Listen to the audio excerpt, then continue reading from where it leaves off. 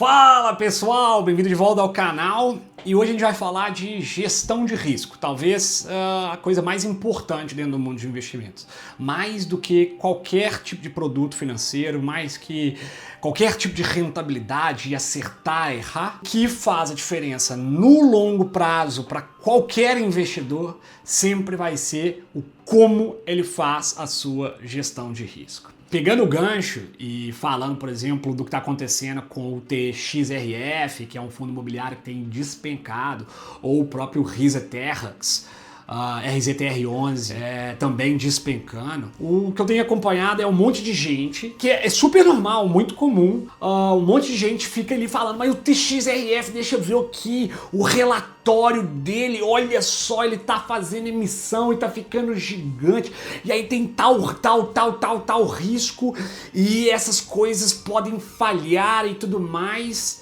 Tudo bem, a primeira pergunta que eu faço para um investidor que tá olhando isso é, qual o percentual do seu portfólio está alocado em TXRF? Eu fui olhar aqui, Gustavo, eu tenho 1%. Então, o que você está perdendo o seu tempo preocupando tão a fundo com esse problema que é 1% do seu portfólio inteiro? Eu venho até com uma camisa apropriada aqui, ó, no stress. Por quê? Porque basicamente o que faz a gestão de risco funcionar tem mais a ver com a mentalidade do investidor do que com a técnica. O que isso quer dizer? Quer dizer que as decisões dentro do mercado de investimentos elas são mais voltadas ao sentimento humano do que realmente saber o que é Harry Markowitz quando ele fez o portfólio de mínima variância. A técnica ela é importante, mas se você não tem o controle sentimental, nada importa para qualquer tipo de gestão de risco. E de acordo com como o mercado tá aqui agora, eu acho que é muito prudente de começar a falar sobre esse assunto. O Ibovespa ele vem derretendo nos últimos meses. A gente vê ali, igual eu comentei no vídeo passado, o dólar fazendo uma leve modificação de caminho, parecendo que agora vai começar a esticar e vai começar a andar para cima, o que impressiona a inflação, o que pressiona as taxas de juros, o que pressiona o mercado de ações, principalmente o mercado empresarial, cada vez mais, porque você pode ver aí empresas como Casas Bahia tendo que fechar lojas, apresentando resultados pífios. Então, quanto mais as coisas demonstram uma certa animosidade via inflação, via taxa de juros, mais as coisas ficam difíceis para o investidor. Alertas chamam atenção, as pessoas ficam com medo e começam a tomar decisões que às vezes para o longo prazo elas podem ser decisões que destroem o próprio patrimônio. O que eu quero hoje é muito sair dessas bolhas e fumaças que o mercado acaba te puxando para te dar um respiro e mostrar que você tem como agir de maneira cautelosa e ao mesmo tempo saudável com o seu portfólio para que você fique no stress. E antes de eu começar aqui, dê o seu like, subscreva, compartilhe esse vídeo para que eu possa continuar ensinando mais pessoas sobre como investir no mercado brasileiro. Vamos lá, sem perder muito tempo.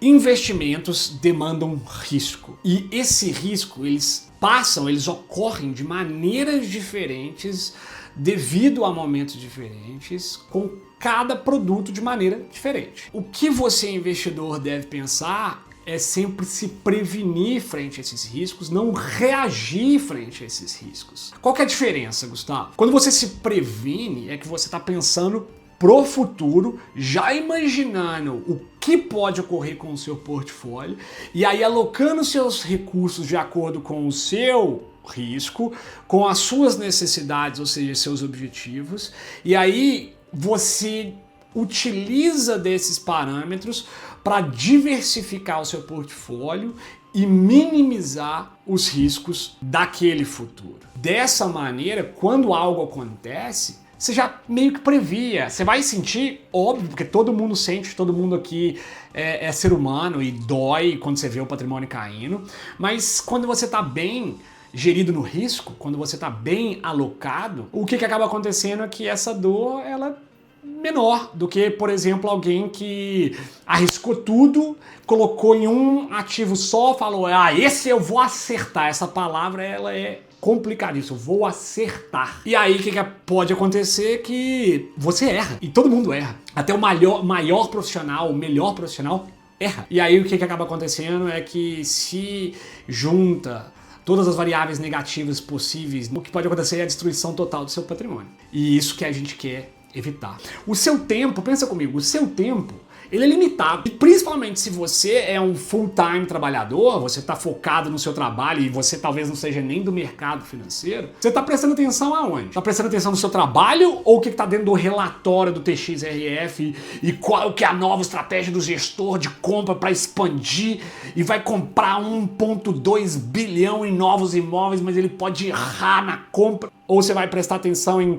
como fazer a melhor performance dentro do seu próprio trabalho? Eu imagino que 99% das pessoas do mundo vão focar em como ela vai trabalhar na sua própria empresa, no seu próprio emprego da melhor maneira. E esse estresse com um fundo de investimentos que está passando por uma reestruturação estratégica, ele não deveria ser tão preocupante. E isso só é possível se você fez uma boa gestão de risco dentro do seu portfólio previamente ao acontecimento. Porque aí você já tinha perspectiva. Não, despencou esse tanto. Tá, eu tinha 4% do meu portfólio de fundos de investimento, não do total, de fundos imobiliários em TXRF. Então tá, ok. Aconteceu algo extra, você pode perder um tempinho para olhar. Houve fraude, a gestão teve briga, a administração teve um problema com a CVM, algo que estruturalmente podia acabar com o fundo. Ah não, é só uma questão estratégica deles.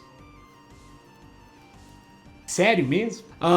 Lembrando que aqui não é recomendação de compra. A minha visão é que se você está investindo em fundos imobiliários especificamente, igual eu já falei em 2 vídeos meus passados, é que sua estratégia inicialmente já não é especulativa. Você está criando um portfólio de longuíssimo prazo, porque você está investindo em imóveis para renda passiva, aonde agora, por uma nova estruturação desse fundo, que possivelmente do jeito que está indo, vai durar mais 20, 30 anos esse fundo, que o mercado puniu porque ele achou que aquilo ali não foi uma das melhores estratégias e colocou o preço-valor patrimonial do fundo em 80% do valor de mercado do patrimônio daquele fundo. Se não tem nenhum problema legal, fraudulento, nada que demonstre que realmente o que está sendo demonstrado de valor dentro daquele fundo é ruim, cara, 80% do valor de mercado, para mim, é uma puta de uma oportunidade. Não, Gustavo. Eu tenho 20, 30% do meu patrimônio nesse fundo. De novo, você vai reagir a um problema. Deveria ter feito prevenção. Você deveria ter 30%, 40% do seu patrimônio dentro de um fundo imobiliário? Obviamente que não. Você, como investidor, não pode deixar o seu patrimônio tão difícil de ser conquistado, tão exposto assim, principalmente quando você não é a pessoa que vive 24 horas do seu dia olhando para o mercado. Tem esse livro aqui, acho que é muito importante falar dele, que é o Rápido, Devagar, do Daniel Kahneman. Ele fala muito sobre os 2 sistemas que nós temos mentais, sobre comportamentos. O sistema 1 e o sistema 2. O sistema 1 é aquele que é rápido e o sistema 2 é o sistema devagar. Quando você recebe notícias, informações e que falam, olha só, tá despencando, a primeira sensação que você tem é, principalmente no mercado, de proteção. Pensa no seguinte, você tá andando, chutou ali a quina do seu sofá. Primeira reação, ir com a mão para proteger o dedão, correto? Mesma coisa com as ações. Caiu 20%, primeira reação da maioria do mercado, vende. Qual é o problema disso? Você realizou o prejuízo sem pensar na estratégia global, aonde se você parar para pensar daqui a 20 anos, se esse fundo não tem nada de fraudulento, ele vai continuar com a estratégia, o que impediria desse fundo continuar valorizando e recuperar esses 20% de valor relativo do curtíssimo prazo perdido? Se você compra mais, você faz preço médio. Preço médio alavanca a possibilidade do seu ganho. Pensa de outra maneira. Quando você vai comprar um imóvel físico, você quer comprar ele no valor de mercado ou você quer comprar esse imóvel a 80% do valor de mercado dele?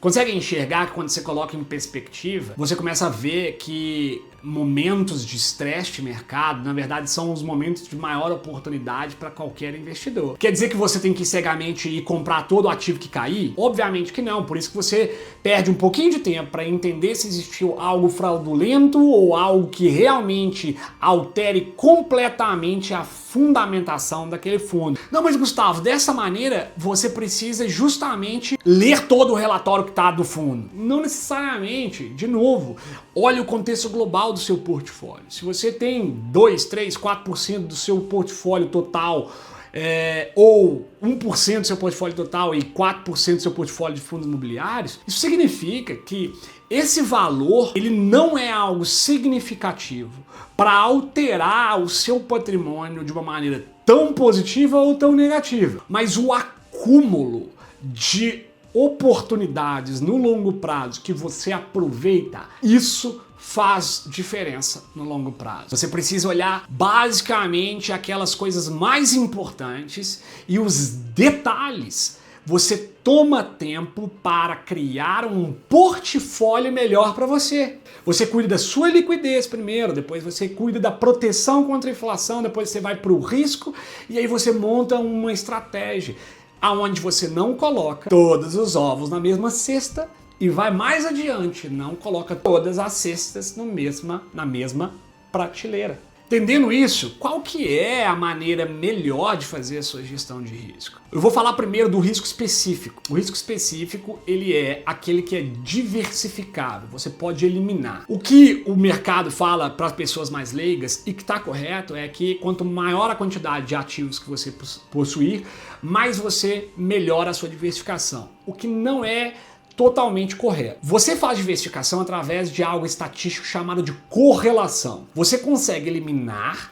o risco específico somente com 2 ativos, fazendo com que cada ativo tenha correlação negativa total, ou seja, -1. Correlação varia de -1 a 1. Se um ativo, ele é, vamos colocar, 0,9 de correlação, se um ativo subiu 10, o outro vai subir 9. É isso que quer dizer a correlação. Então, se eu tenho -1 de correlação, se um ativo sobe 10, o outro objetivamente deve cair 10. Então você tem risco 0, só que você também tem ganho 0. Você precisa de risco para ter ganho. Dessa maneira, quando você entende isso, quer dizer que você não precisa ter diversificação infinita, que na verdade chama pulverização, você não está mais diversificando. Você tem 25 ativos, sendo que dos 25 ativos, 15 deles são de energia. Você está bem diversificado? Não. Mais da metade do seu portfólio está dentro do mercado de energia. Então você não diversificou, você pulverizou. Consegue enxergar? Da mesma maneira, como você vai diversificar, é bom você ter vários ativos de vários segmentos diferentes, que têm riscos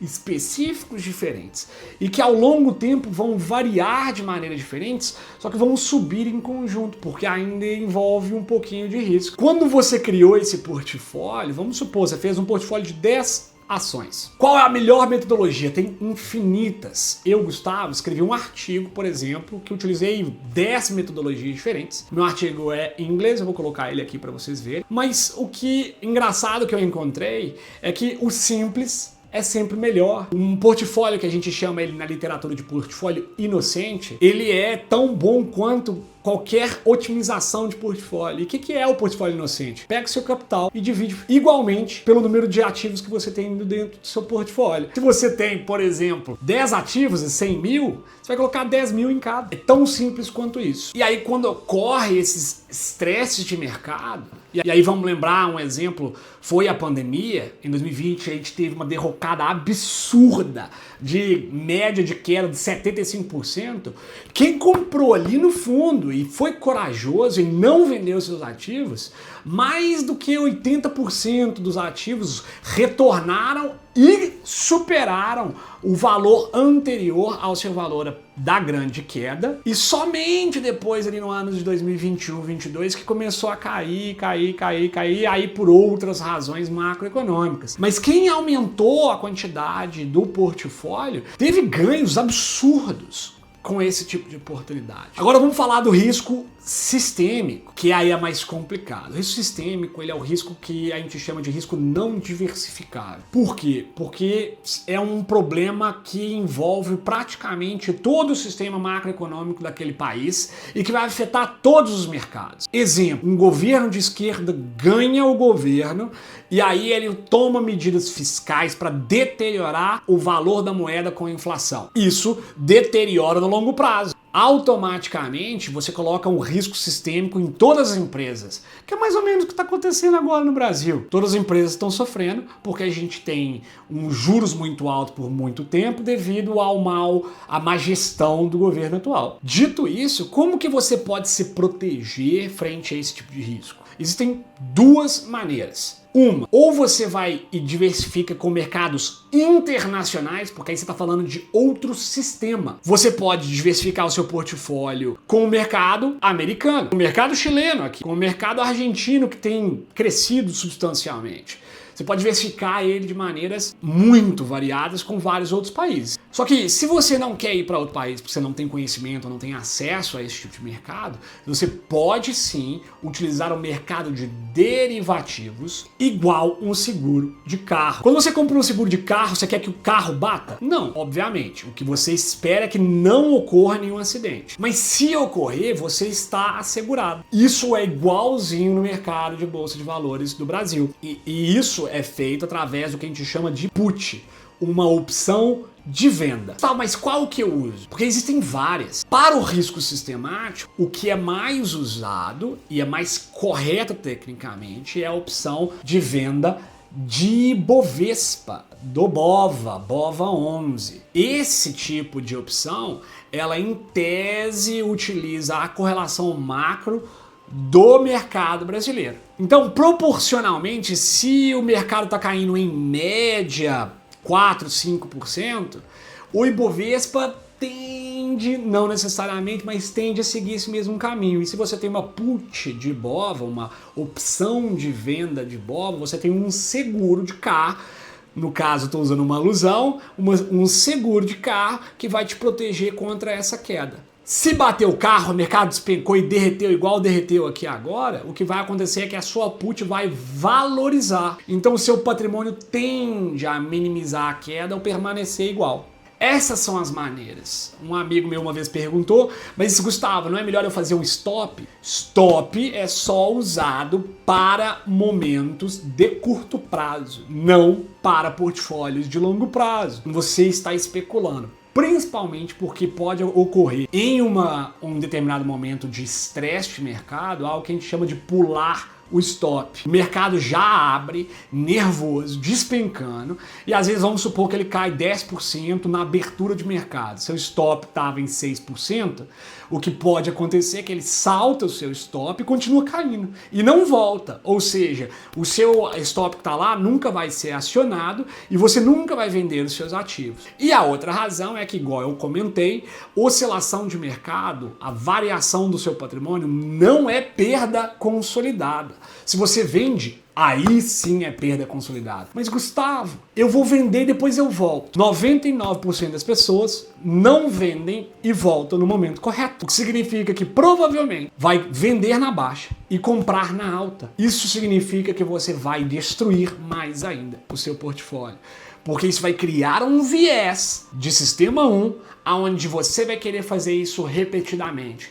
E vai vender na baixa, comprar na alta. Vender na baixa, comprar na alta. O que eu queria deixar aqui em foco para vocês é: saia um pouco da fumaça, no stress, se prepare, faça uma boa diversificação do seu portfólio para evitar o movimento reacionário de agir depois do que aconteceu. Quando cair dentro do seu portfólio e seus ativos, você já estava preparado porque você estava bem diversificado. E aí você vai ver esses youtubers aí que ficam falando: eu vou vender o TXRF, eu vou fazer tal coisa. Não, é oportunidade. Cara, o que importa é a sua diversificação. E aí você vai olhar para o mercado com calma, com tranquilidade e falar assim: ah, entendi, caiu bastante. Talvez seja uma boa aumentar um pouquinho da minha posição, sem exagerar, porque eu preciso manter o percentual dentro do meu portfólio da maneira que está estável. Espero que eu tenha ajudado vocês aí em casa, nesse momento de estresse de mercado, a tomar melhores decisões frente ao seu portfólio, agora e depois. E caso você tenha dúvida, deixa aqui no comentário para que eu possa abordar junto com vocês e aprofundar no que é melhor fazer no mercado de investimentos. Um grande abraço, nos vemos no próximo vídeo.